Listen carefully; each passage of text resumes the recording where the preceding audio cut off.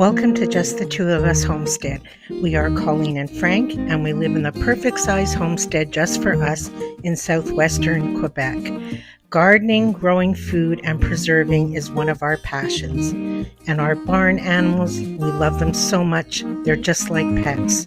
And we're so fortunate to be able to live our lives as we do. Each and every day is a blessing. Hi, everybody. Welcome to our July garden tour. It's a beautiful day today. It's a little bit windy, but we're going to get started because I'm so excited to show you the garden. It is so bountiful right now, and I also think it's very beautiful. So let's get started.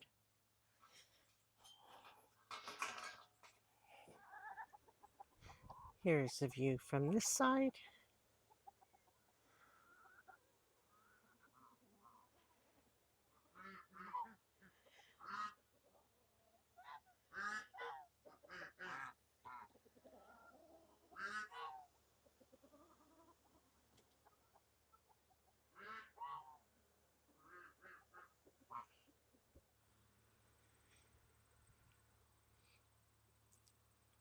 And from this side.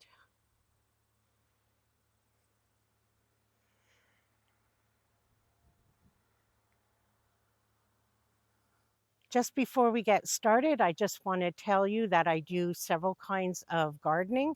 I do the in-ground with the woven weave fabric.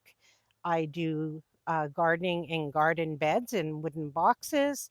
I do roof stout method, and I have some in containers like pots and garden beds. And everything in the garden has been grown by me in the house as starts or direct sown in the garden. And it's all 100% organic. Even the flowers, everything in here has been grown by us. Last time we started left to right, so this time we're going to start right to left. Along here, I have some sweet potatoes in buckets, and there's just a couple of little grow bags here that I have growing for a friend's little kids, just little pumpkins and stuff. These were leftover sweet potato plants that I couldn't fit along the fence. So when other things came out of them, I put them in, and they're finally starting to grow some decent vines. So yay, we're hoping still for a good harvest this year after finally being able to grow some sweet potato slips. And all along there are the sweet potatoes, and the vines are really taking off well now. The lighter yellow ones, they're a little bit slower, but they're getting there. Now, all of this here, this squash, this is a blue Hubbard, and I showed it to you a couple of weeks ago, how happy and proud I was of it. And I'm guessing the vine borer got it, and I have since learned that the number one squash that vine borers love is blue Hubbard. So had I done my research first, I would never have grown it. But it has put off a few beautiful, there's a gigantic one over here, and I'm hoping if the vine stays alive long enough, this guy will actually like turn blue or turn into what he's supposed to. It, it's just very sad looking. It was doing so well. So that's kind of disappointing. I do have one growing in the in-ground garden, but the same thing is happening. So that's a disappointment, but now I know for next year. And here's all the celery, and most of it is doing great. It's just that cutting celery I'm still having an issue with. And beyond that are parsnips, and they are doing great as well. This was originally a carrot bed, but as the carrots started to germinate, a volunteer potato or two came up, and I didn't have the heart at the time to pull it because I don't like killing living things. But in hindsight, I should have, because now it will shortly be time to harvest these potatoes, and I'm going to be killing a few carrots in the process. And at the very end, there's a few parsnips. But overall, the carrots are doing really well. When I check down below, the heads of them are more than the size of a quarter. It's just a shame that I'm going to have to sacrifice some carrots for some potatoes. And I have cut back the foliage on the potatoes quite a bit, but they're still kind of taking over the bed. But either way, it's food no matter what. So here's the sweet potatoes from this angle. And you can see they start off slower here and get bushier as they come out, and they get the same amount of sun everywhere. So I don't know why, but their vines are starting to get really good. I thought they'd go up the fence a bit more, but maybe they still will. And here's my little zen area that I'm still enjoying very much. The flowers have really started to blossom there. I took advantage of the new fence this year, and I've started some cucumber in different places, or plants in general along the fence, to grow vertical in the garden this year. So I'm actually growing a lot more food this year by using the fence to grow vertical. This is a burpless cucumber, and I will put as much information on the screen as possible, just like I did in the June tour. And they've just taken off like crazy. They were slow to start, and now they're going beautifully bonkers. They're even growing on the other side, and I'm harvesting cucumbers on the other side before the chickens get to them. And I just did a big harvest yesterday, but I can see right now that there's one here and there's another big one over there, and I think there's a few on the other side. So these are doing really well. They do have a name. I just know that they're burpless, but I'm really pleased with them. This is only 3 plants, and they've done all this.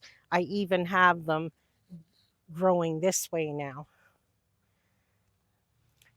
This is my very first time growing purple pole beans. A friend of mine gifted me these seeds at Christmas, and these plants are doing amazing. Except for the Japanese beetles liking them too, they're doing great. And they are the most beautiful beans. Again, yesterday I did a big harvest of the garden, so they don't have too much on them right now, but a beautiful, healthy bean. And I think there's only 4 plants down here, maybe 5, but they're just going crazy. And I've been enjoying the flowers as much as the beans. So they've been doing really, really well. We are in Tomato Alley right now. This side is all paste tomatoes, and this row is mainly slicers, except for the last few are paste tomatoes. And the German pinks, the tall ones here, they're dual purpose. They can be paste or slicers. I have 3 kinds of cherry tomatoes right now. I have Juliet, Sun Gold, and Yellow Pear. My paste tomatoes are Opelka, Amish Paste, and Salvatera. And I'm trying a new one this year called Rugby, and that's on this side. And my slicers, I'm trying a new one that doesn't seem to be doing so well. It's from M.I. Gardner.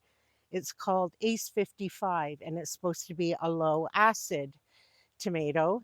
There seems to be tomatoes on it, but the plants are very miniature. And the other one is Jetstar. A lot of them have good green tomatoes on them, but nothing red quite yet, but I don't think it'll be too much longer. The only other thing is I already have blight. I can't believe it. It's like only mid-July and there's blight. I've been alcoholing my clippers every time I work in the garden. I even put it on my hands. It's just been so humid with rain and or me watering. I don't know what else to do. If anyone has any suggestions for organic gardening with blight, I'd love to hear it, because I mean, our tomatoes grow for at least 2 more months. So the blight is going to go crazy if I don't get it under control soon. These are Amish paste that has some beautiful tomatoes on them. The plants are just looking really, really good with lots of tomatoes. But there's the blight. And I've been so careful, and you can see how high I've been trimming the plants as well. There's tomatoes everywhere. These are the Ace 55, and you can see how tiny they are. But they do have a few sets of tomatoes. It's just the plants aren't very big. So we'll give them a go and see how they do. German pinks never disappoint as far as size goes in both the plant and the tomato. Last year, I don't think I grew one under a pound. The tomatoes get huge, and you can use them as slicers or for paste. And at the very end, I do have those new rugby ones, and they look to be doing really good. But you can see how tiny those little Ace 55s are. But there's lots of tomatoes. They just need to turn green. Red now. Green we have. And at the very end of the slicer tomato row, I put a spaghetti squash plant. And it's giving lots of fruit. There's quite a few on there. But over here, you can see part of it looks all droopy and sad. So I hope it's not suffering the same fate as the Blue Hubbard, because this part here looks really good, and you can see the beautiful squashes there. So I hope that's not happening as well. So just like before, I figured we'd do a box, some rows, a box, some rows, just to mix it up a bit. So these are the strawberries that gave us so many in the early spring or June. And they're sending off a ton of runners, which I really wanted. But some of them are everbearing. I had a mix of the traditional ones and some everbearing, and those are sending off all new flowers again. But what I really wanted was the little runner guys to have more plants. So that's really good. I put some zinnias there that were teeny tiny, and they're just starting. That's any Cosmo you see in the garden this year, and that one too, is a volunteer. I had so many volunteer Cosmos this year, and all volunteers in the woven weave fabric. Volunteer kale there, volunteer tomatoes, all in the little holes. So that was pretty amazing. This is a second bed of carrots, which was planted close to a month after that bed. And it's finally taken off and doing really well. They're finished being thinned out. I've done a lot of fertilizing, so they're doing really nice. I wanted to show you my little rescue zucchini. This is in the strawberry bed, just at the very beginning, before all the runners started to come. I'd broken off a piece of Black Beauty zucchini, and I felt so terrible. I just plunked it here in the soil, kept covering the roots with the dirt, and was watering it like crazy. And the little fella has taken off. He's growing all new greenery, some new flowers, and even a little zucchini. I felt terrible, and I couldn't give up on him. So he's growing like crazy now. So it'll take him a while to get big again, but he's doing great. These are all peppers, and I love growing peppers.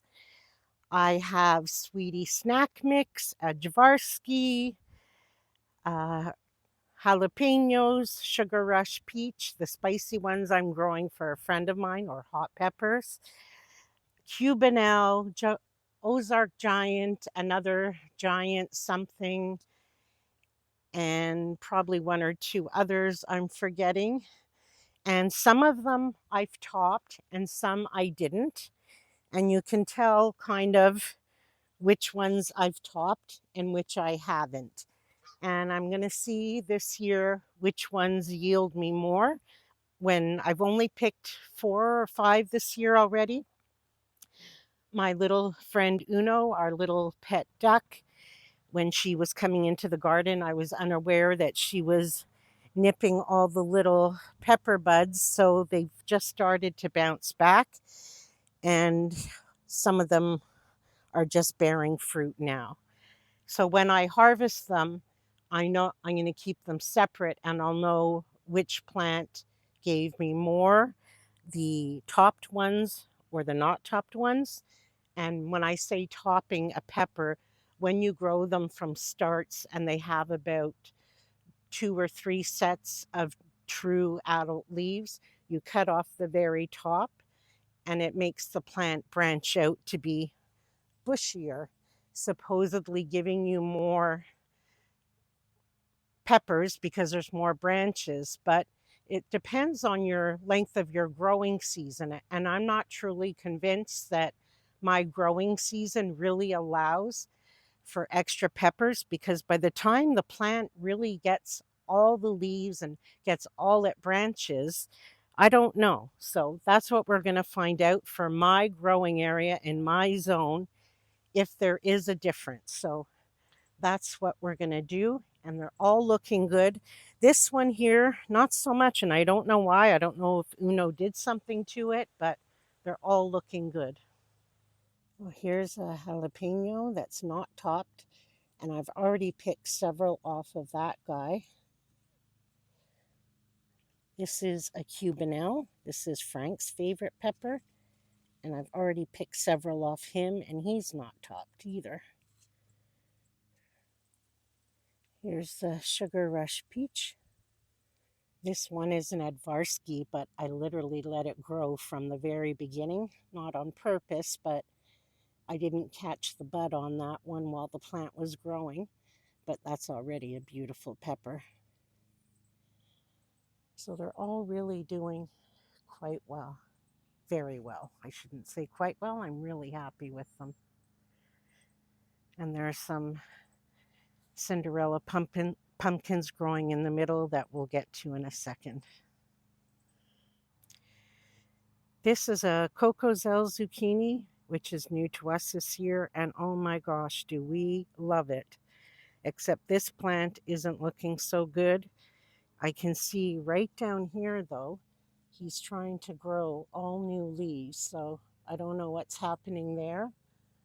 But you can see it started growing way over there. So maybe he's just taking a little rest, but I can't tell you how many zucchinis we've had. There's this plant and another, and we've had so many. Now we are in the bean area, the green beans. This side is right here up until, if you can see, there's kind of a flowers, Cosmo behind me. Up until that is Strike. After that is Provider. And then there's a few plants of yellow wax beans because I like to make water bath can 3-bean salad. So I like to grow a few of those. Plus, we like to eat them just the same like that. And I've already done 2 big pickings on these. And there's a whole bunch more to come. Provider and Strike, to me, if you want bang for your buck and a good tasting bean, they give and they give and they give, and they hold up so well in the canning process. That's what I like about them. Yes, I know everybody likes Jade, and I can't think of all the other ones right now. And yes, they're all really good beans, but I find these hold up so well in the canning process. So they're good for fresh eating, but they also really, they give. I can't tell you how many times I will harvest off of these, and they hold up really well to canning. Now these beans here, I've already picked twice off them, and I'll bring you in to show you. There is just tons of on here. These are Canter beans, and I believe they originated in France. These are from Baker Creek, and you can see they don't get much bigger than that. That's a provider, which is a small provider. I picked a small one. If you want the best tasting, fresh eating green bean you ever had, you have to try Canter. They are so good. When we made them for the first time this year, I don't can with these. These wouldn't hold up to canning. They're just so tender. When we made them for the first time this year, Frank didn't know which ones I was cooking or anything.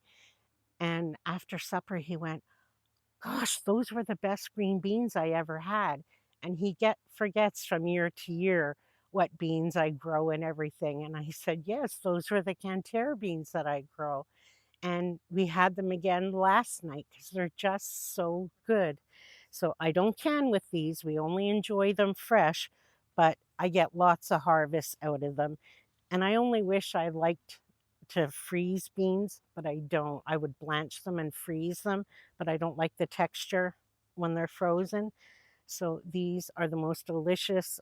I don't know if anyone else sells them. I've only ever seen them on Baker Creek, but the best tasting green bean I've ever had in my life. And they're quite prolific.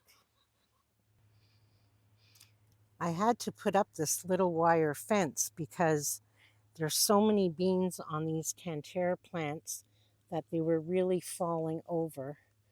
But there's just beans everywhere. Like the plants are loaded, and I just picked them maybe 2 days ago. There's just tons of them everywhere, right up until that Cosmo. But right before the Cosmo is another Cocosel, and this plant is good and healthy, and again has been giving us tons of zucchini. Hello, Cosmo. These are strike beans. I'm trying to get down here to show you. They tend to grow like in groupings all together, and they're a good healthy bean, and they get pretty big. And I just picked these like 2 days ago too. But I actually, and I don't know why, I prefer Provider. They're just a beautiful, good hardy bean, and they grow all over the plant, not just down below. And I just noticed that I have some yellow ones for the first time to harvest. So we're across from the strawberry bed, and this was where I harvested the beets a couple of weeks ago. Here I've put turnip, which has germinated really well, and I put green beans. All here is my own seed of Provider from last year. And then when we were at Runnings, gosh, well over a month ago, which is like a Tractor Supply, it's the first time I've seen Provider beans in a store. I've always had to order them like from a seed company online. And I thought, oh, you know what? Even though I save mine, it's always good to have some as a backup. So I sowed mine here, and I put the ones that I bought from Livingston. That was the name of the company. I put them there. Not one germinated. Like, I don't know what's going on. So yesterday I went back and I had literally enough seeds just to do there. So now I have no more homegrown seeds. So I better make sure I uh, keep a lot this year.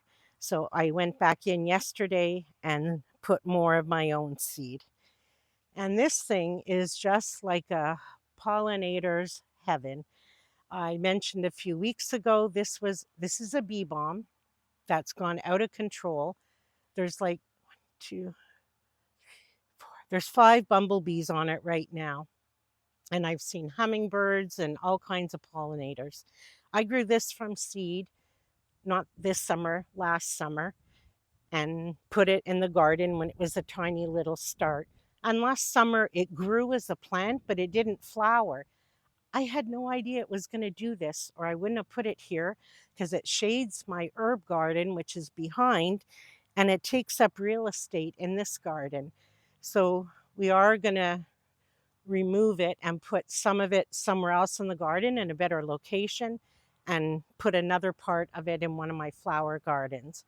But it's beautiful. I love it. I love the color, but it's just not in a good place. And obviously, it brings in lots of pollinators. So I just had no idea it was going to get almost as tall as me. There's the itty bitty turnips. And my provider seeds, and soon to be my provider seeds.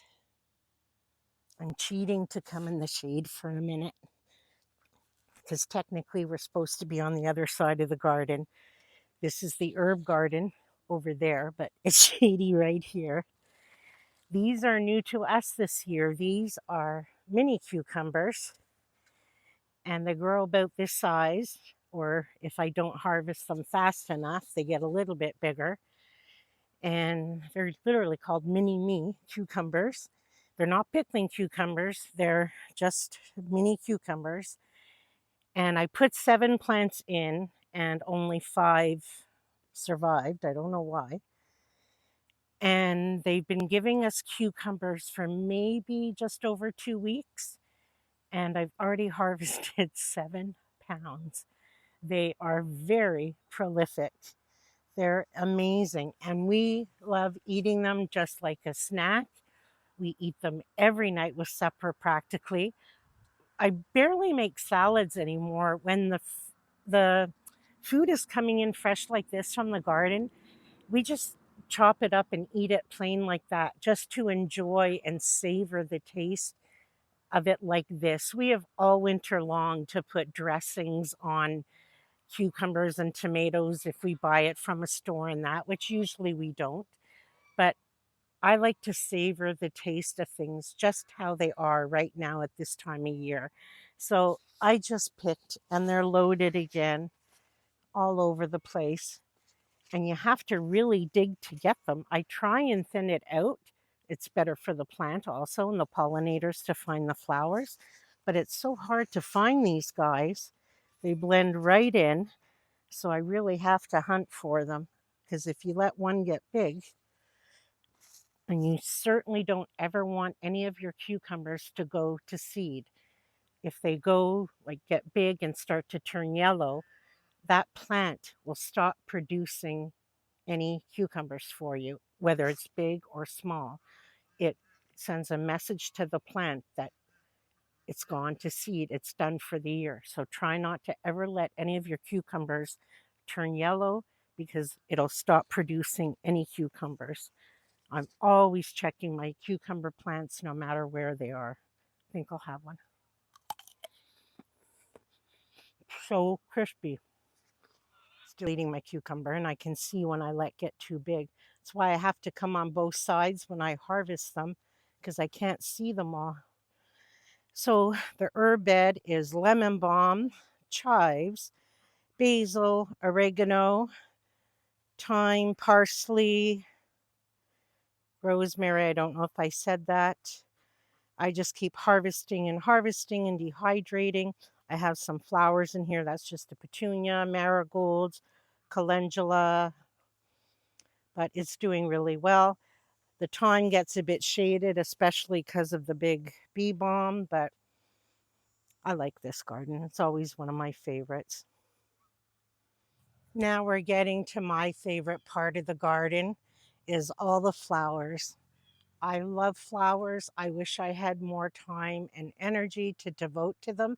I have a few flower beds around the house, but I spend most of my outdoor time here in the garden. So I try to make it pretty and enjoyable. And there is some food mixed in here, but I purposely put a lot of the flowers here because this is where a lot of the squashes are for all the pollinators too. So all along here are zinnias, some marigolds, any of the cosmos, like I said, that you see are all volunteers. I have one that's so big over there that it's already fallen over, but most of them are save seed. I did order 2 new ones, and I'll show you them in just a second, but I just love this row. And I'm glad they're here because I've had 2 failed squashes that look ugly as can be. So I'm going to show you the pretty and then I'll show you the ugly. This is one of the new ones I got. I think this is called Isabella. Isn't that stunning? Very monochromatic. I love the color of it. And then all along here are flowers right to the end.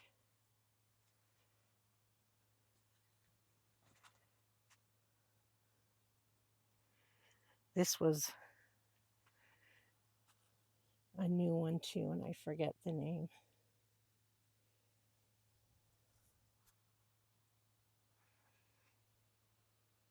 So all here are different types of squashes, and there's watermelons at the very end.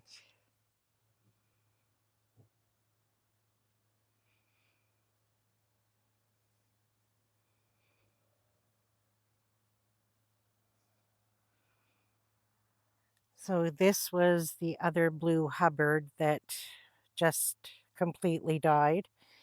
And I didn't want to pull it out because I figured if the vine borer was happy in there, I'm going to let him stay there and not get into all my other squashes. Because if I pulled him out, I figured he'd go somewhere else. So I left him in there, and I guess I'll just leave that there for a while. I kind of tried to hide it in between plants that's still attached to its root. And this was a Cinderella plant that there's 2 of them there, that they didn't do so well. But if you look way over here, you see some orange amongst the green peppers. There's 2 small orangish pumpkins over there, so I don't know how they will fare, if they'll hang on even if the vine dies, but they're the only 2, touch wood, that seem to be affected. At the very back here of the garden, I have Marketmore cucumbers. And yes, I'm growing a lot of cucumbers because last year we hardly had any.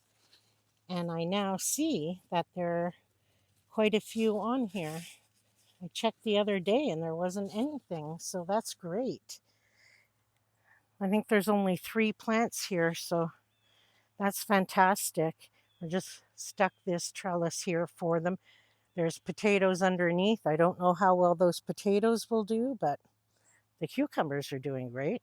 All along the back of the fence is potatoes, all the way to the other end where the tomatoes are. And some of them are doing really well. Some of them aren't, but it's not their fault. It's probably mine. But we'll see how they do. And here are the watermelons. I'm going to see if I can find one for you without crushing them. I have 2 kinds, Early Girl and Strawberry. Where are you? There's one. That's Early Girl. There's a couple of those. And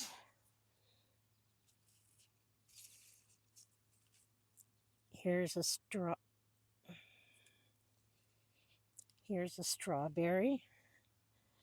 There's several of each. It's just hard to find them in the vines. And like, for instance, here's a teeny tiny one growing. And you don't see them grow, they just appear. And I'm letting the vines grow all over there.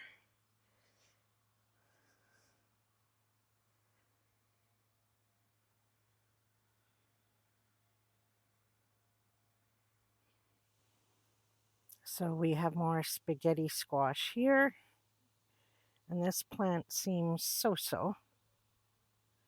It's holding on. These are baby bear pumpkins. They're just going to be little orange ones. But there's quite a few in there. And lots of good vines. There's another kind with it. The other one was Little Bear, and this one is Baby Boo. Tiny little white ones. I don't see many of them yet, but the plants are really healthy. And they're just growing up along this trellis here, or supposed to be. I have never grown honeydew before, but I'm pretty pleased with myself because there's 2 of them here and they're so fuzzy. There's another one. There might be more in that heap of leaves, but I haven't checked.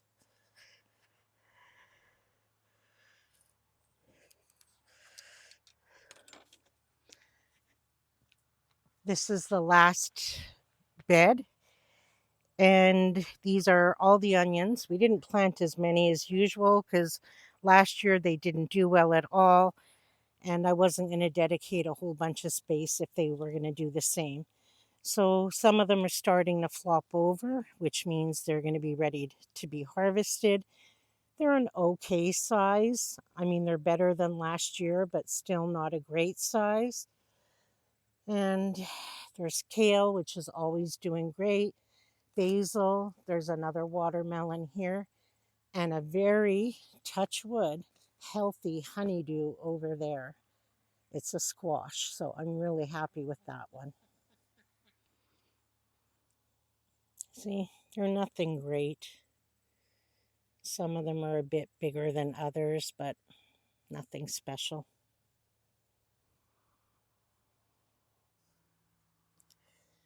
Here's a little honey boat. It's going to be a yellow and green striped squash.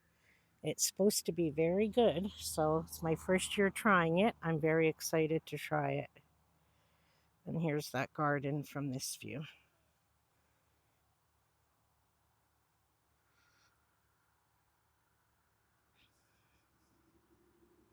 So last week we pulled out all the garlic and I've put beets in, and I've never done a second round of beets, so I don't know how it's going to go.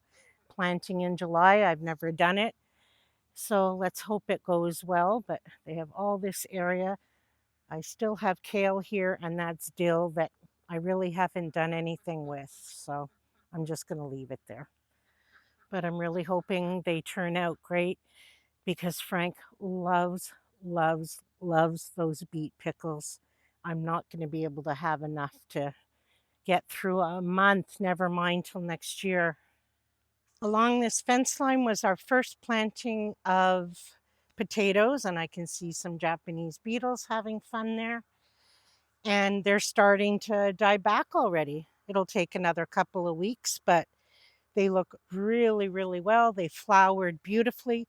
It's mainly Yukon Gold and a few Chieftain Reds at the end. So this will be our first harvest. The ones at the back are way behind, but they're looking great. So here's the last cucumber, and I saved the fun one for the last. This is called Dragon's Egg, and this is why. It, they look like a dragon's egg, and there's a whole bunch down here too. And they are so fun to grow, and they taste fantastic. I grew them 2 years ago, and I don't know why I skipped last year, but I'm glad I grew them again. This was 2-year-old seed from Baker Creek, and I just put in 3 plants here, They took a little bit to get going, and now they're going like crazy, and Uno likes to eat the leaves from the other side. So they're fun to grow. You peel them. I peel them. I find they have a thicker skin than a regular cucumber, and they're delicious. So they're lots of fun. And like I said, they're very prolific. There's 5 right down there. I've already harvested a few, but they took a little bit longer to get going. So the tower of lettuce is finished. We either ate it or it bolted. This is romaine and an iceberg. That one's bolting. The romaine is still good. This was the 4-season one from M.I. Gardner, and it seems to be doing okay. It's not really bolting. I don't mind it. It doesn't have the not the best flavor. It doesn't just have a ton of flavor. So it's okay, but it's definitely holding up as far as like not bolting. It's getting the more I cut it, the better it seems to get. So we're definitely eating this. The iceberg part, like I said, has bolted, but we can still get a bit of romaine. And for the tower now, what I'm going to do is take it apart. And in a couple of weeks, I'm going to start spinach in all of them because I didn't get any spinach in the spring and I have no more bed space. So I'm just going to start spinach in all those little clover leaf things. So that's it. So that's it for this garden tour. I hope you enjoy it. I love showing you my garden. I'm very proud of it. This year is a bit of a double-edged sword with not feeling well, but I'm very proud of what I've accomplished. And Frank, he's obviously a tremendous help with this whole thing. So I hope you enjoyed it. I love showing and sharing it with you. And until we're together again, take care.